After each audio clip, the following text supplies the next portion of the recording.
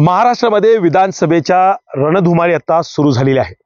यातच अत्यंत संवेदनशील म्हणून ओळखला जाणारा सातारा जिल्ह्यातील 8 विधानसभाच्या निवडणुकाचा अर्ज माघारी घेण्याचा आज 4 तारखेला दिवस होता। अर्ज माघारी घेतल्यानंतर सातारा जिल्ह्यातल्या सगळ्यात संवेदनशील ओळखला जाणारा वाई खंडाळा महाबळेश्वर विधानसभेमध्ये चुरशीची लढत पाहावयास मिळते। या विधानसभा मतदारसंघामध्ये माजी आमदार कैलासवासी मदनराव पिसाळ यांच्या सुनबाई शरद पवार गटाकडून तुतारी या चिन्हावर लढत आहेत आणि पुन्हा एकदा या मतदारसंघामध्ये कैलासवासी मदनराव पिसाळ यांच्या घराण्याला नेतृत्वाची संधी आली आहे। या विधानसभेसाठी ज्या उमेदवार म्हणून उभे आहेत त्या अरुणादेवी पिसाळ, ज्या माजी जिल्हा परिषद सदस्य आहेत। आपण त्यांच्याशी थेट बातचीत करणार आहोत।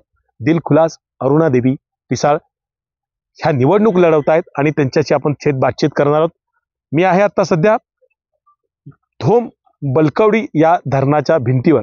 बलकवडी धरणाची मुहूर्तमेढ ज्या मदन आप्पांनी उभी केली होती, बांधली होती आणि शेतकऱ्यांना सुजलाम सुफलाम केलं होतं, त्याच धरणाच्या या भिंत ही साक्षीला आहे आणि त्याच धरणाच्या भिंतीवरून थेट आपण बातचीत करणार आहोत अरुणादेवी पिसाळ यांच्याशी। अरुणाताई नमस्ते, आपलं स्वागत आहे। निवडणुकीचा रणधुमाळी खूप जोरदार सुरू आहे आणि 20 वर्षानंतर पुन्हा तुमच्या मदनआप्पांच्या घराण्याला आमदारकी लढवण्याची संधी आली आहे। कसं बघता या निवडणुकीकडे? काय आहेत संकल्प, काय सांगाल? माझे सासरे स्वर्गीय मदनरावजी पिसाळ आप्पा हे 20 वर्ष वाई खंडाळा या मतदारसंघावर नेतृत्व करत होते आणि 20 वर्ष ते नेतृत्व करत असताना त्यांच्या कारकिर्दीमध्ये त्यांनी शाश्वत काम केलं। बलकवडी धरण असेल, नागेवाडीचं धरण आहे, जांभळी धरण आहे, वाई तालुका सहकारी सूतगिरणी आहे, असे प्रकल्प त्यांनी उभारले। आज बलकवडीच्या माध्यमातून खंडाळ्याला आपण पाणी दिलं। हजारो एकर जमीन ओलिताखाली आली। शेतकऱ्यांच्या पाण्याचे प्रश्न सुटले। शेतीमधून शेतकऱ्यांनी आपला बळीराजा सुखी व्हावा, त्याचं जीवन मान उंचावं यासाठी त्यांनी प्रयत्न केले। सर्वसामान्य माणूस हा केंद्रबिंदू मानला। तळागाळापर्यंत जनतेशी ते पोहोचत असत। 20 वर्षात त्यांनी लोक, आज त्यांचं पद 2004ला संपलं, पण आज त्यांना जाऊन 20 वर्ष झाली तरी सुद्धा जनता त्यांना विसरली नाही। आज मला वाई खंडाळा महाबळेश्वर या मतदारसंघाची उमेदवारी आदरणीय शरदचंद्रजी पवार साहेबांनी दिली।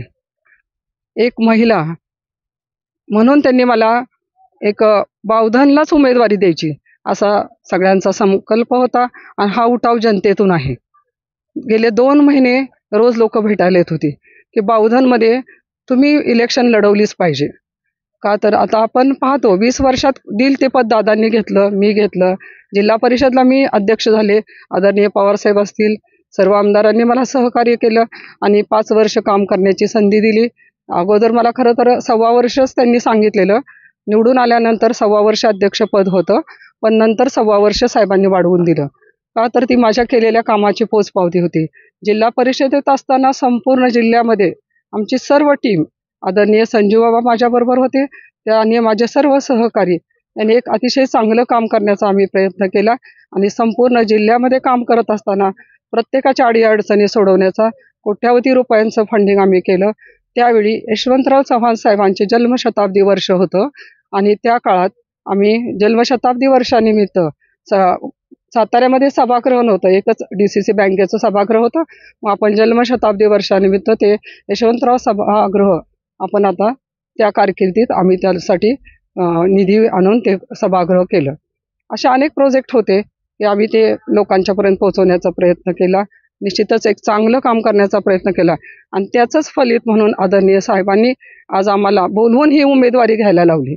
खरं तर आज असं होतं की आपण आता पाहतोय राज्यात, महाराष्ट्रात आपल्या राजकारणाची दिशा बदलली आहे। वेगवेगळे विषय आहेत, महिलांचे विषय असतील, महिलांची सुरक्षितता असेल, या अनेक विषयावर आपण बोलू शकतो। पण मला एकच सांगायचं आहे की जेव्हा मला आता हे त्यांनी उमेदवारी दिली, ज्या संधीचं मी एक महिलांच्यासाठी असेल, जसं माझ्या सासऱ्यांनी एक विजन ठेवलं, दूरदृष्टी ठेवली आणि शाश्वत प्रकल्प उभे केले, आज आपण 20 वर्षात एकही शाश्वत प्रकल्प आपल्या तालुक्यामध्ये वाई, खंडाळा, महाबळेश्वरमध्ये झालेला तुम्ही मला दाखवा. कुठला शाश्वत विकास झाला? रस्ते, पाणी हे प्रश्न सुटत असतात. गेले 3 वर्ष नगरपालिका, जिल्हा परिषद, पंचायत समिती ह्या इलेक्शन झाल्या नाहीत. निवडणुका झाल्या नसल्या तरी काम होतंयच ना. बरोबर. तर असा शाश्वत विकास एक व्हिजन ठेवून करण्याचा मानस आहे. आपल्या दिलेल्या संधीचं मी सोनं करेन. एवढंच मी माझ्या तमाम भगिनींना सांगेन की सातारा जिल्ह्यामध्ये एक महिला प्रतिनिधी लोकसभेला आज मला पहिल्यांदा संधी मिळाली. निश्चितच मी लोकांपर्यंत हे पोहोचवण्याचा प्रयत्न करते की 20 वर्ष आमच्याकडे सत्ता नव्हती तरी आम्ही दिल ती सत्ता घेतली. कोण कुठल्याही जाऊन लोक बोलत असतात, पण एक महिला म्हणून मी सांगते की प्रत्येक यशस्वी पुरुषाच्या मागं जशी स्त्री असते तसं महिलांच्या मागं पण पुरुषांनी राहिलंच पाहिजे ना. त्यांच्यावर टीका करणं तेवढं काही महत्त्वाचं मला वाटत नाही. त्यांना आम्ही किंमत पण देत नाही. आणि आम्ही कुठं गेलो, कुठं हरवलो, कुठं गेलं, आज जग चंद्रावर गेले.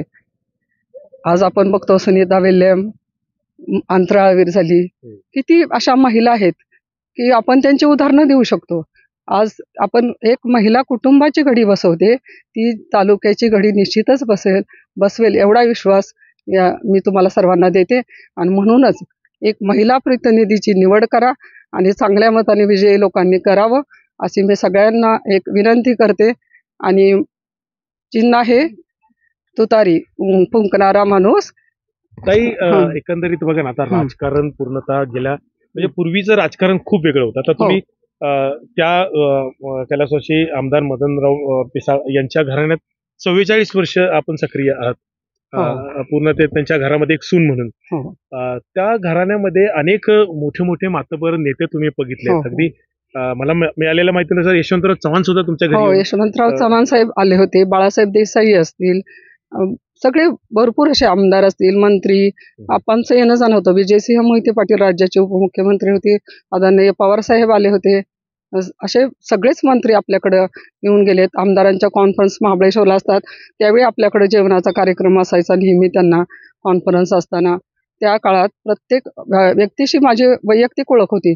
त्यामुळे जिल्हा परिषदला असताना सुद्धा माझ्याशी सगळ्यांनी म्हणजे इतर पक्षाच्या सुद्धा लोकांनी आम्हाला खूप सहकार्य केलं. कारण आप्पांचे नाती जपणी हे त्यांचा एक चांगला स्वभावातला गुण होता. एकंदरीत त्यावेळचं राजकारण आणि आत्ताचं या 5 वर्षाच्या काळात बदलतं राजकारण याच्याकडे तुम्ही कसं बघता? खरं तर पूर्वीचं राजकारण एक आदर्श राजकारण होतं. निष्ठा होती, प्रेम होती, दिलेला शब्द लोक पाळत होते. आत्ताचं राजकारण एक दिशा बदलली राजकारणाची. म्हणजे याच्याकडे प्रत्येक पक्षातून वेगवेगळे गट झाले. त्यामुळे लोकांच्यात एक राजकारणाच्या कडे बघण्याचा एक दृष्टिकोन बदलला. म्हणजे आता शरद पवार साहेबांनी एक नवीन फळी निर्माण करण्याचा एक महाराष्ट्र पूर्ण बदलायचा आहे असं त्यांचा तो संकल्प आहे. नेमकं हा संकल्प बदलताना काही मार्गदर्शक काही तुम्हाला सांगितले आहे का की नेमकं सध्याचं राजकारण आणि सुरू असणारं नवीन ही जी बदलतं राजकारण आहे त्याला एक नव्या पद्धतीनं कसं तुम्ही हे करणार आहात? पवार साहेबांचं एक एम आहे की आता आपल्याला महाराष्ट्राची दिशा बदलायची, महाराष्ट्र बदलायचं आहे. आणि त्याच पद्धतीने आपणचा सुद्धा आदर्श पुढे ठेवून एक आदर्शवत राजकारण किंवा आदर्शवत त्यांचा जो आदर्श आहे तो पुढे घेऊन त्यांचं एक विजन घेऊन निश्चित मी चांगलं काम करेल असा मला ठाम विश्वास आहे. मतदारसंघामध्ये एकंदरीत तुम्ही आता आज अर्ज माघार घेण्याचा पूर्ण दिवस होता. आता इथून पुढे तुम्हाला एक 15 ते 20 दिवस तुमच्या हातात आहेत. त्या 20 दिवसामध्ये एकंदरीत तुम्ही लोकांकडे काय घेऊन जाणार आहात आणि काय सांगणार आहात त्यांना? नाही, लोकांना मला एवढंच सांगायचंय की सत्तेचं केंद्रीकरण झालं पाहिजे, घराघरात सत्ता मिळाली पाहिजे. आणि एक विजन आहे की विधानसभा जर असेल एकाच घरामध्ये 2 पदं का. हा तुमचा म्हणजे लोकांनी असं ठरवलं पाहिजे की मतदान करत असताना सगळी पदं एका घरात का, हा एक लोकांनी त्याच्यावर विचार केला पाहिजे. म्हणजे माझं एक वैयक्तिक मत आहे की एका घरात 2 पदं का. आज आम्ही सुद्धा त्यांच्याबरोबर खूप वर्ष काम करत होतो, एकंदरीत एकत्र काम केलं, चांगलं काम केलं. असं वैयक्तिक द्वेष वगैरे काही नाहीये, पण तरी एका ग्रुपमध्ये काम करत असताना सत्तेचं केंद्रीकरण व्हावं एवढीच इच्छा आहे. आगामी काळामध्ये मकरंद पाटलांच्या बरोबर तुम्ही 15 वर्ष काम केलं आणि ह्या सगळ्या काम करत असताना तुम्ही अचानकच हा चौथा सुभा मांडलाय. ह्या चौथा सुभा मांडताना लोक याच्याकडे कसे बघतील आणि तुम्ही त्याला कसं उत्तर देऊ शकता? खरं सांगायचं तर दादांची ह्याला तयारी नव्हती, म्हणजे अच्छा. असं होतं. आणि भैया जेव्हा पवार साहेबांचा आणि अजितदादांचे 2 गट झाले तेव्हा दादा आबांच्या बरोबरच होते आणि भैयांनी शरद पवार साहेबांच्याकडे जाण्याचा निर्णय घेतला.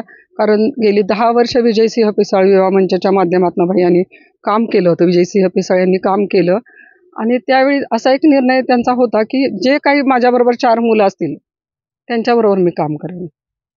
आता तुम्ही 20 दिवसात जनतेच्या समोर जाणार आहात. हो यापूर्वी तुम्ही राजकारणामध्ये सक्रिय होता, हो समाजकार्यामध्ये सक्रिय आहात. हो. काय संदेश द्याल आज या निमित्ताने? आता मी एवढंच सांगू शकते जनतेला की आदरणीय साहेबांनी महिलांना 50% आरक्षण दिलेलं आहे. आज मला संधी दिली, त्या संधीचं मी सोनं करेल. महिलांसाठी काम करण्याचं, चांगलं काम करण्याचा निश्चित प्रयत्न करेल. तुम्ही सगळ्यांनी मला साथ द्या आणि एक विजन ठेवून तालुक्यात चांगलं काम करेल एवढं मी त्यांना सांगू शकते. नक्कीच ह्या होत्या वाई विधानसभा मतदारसंघाच्या शरद पवार गटाच्या अरुणादेवी पिसाळ ह्या निवडणुकीला आता सामोरे जात आहेत.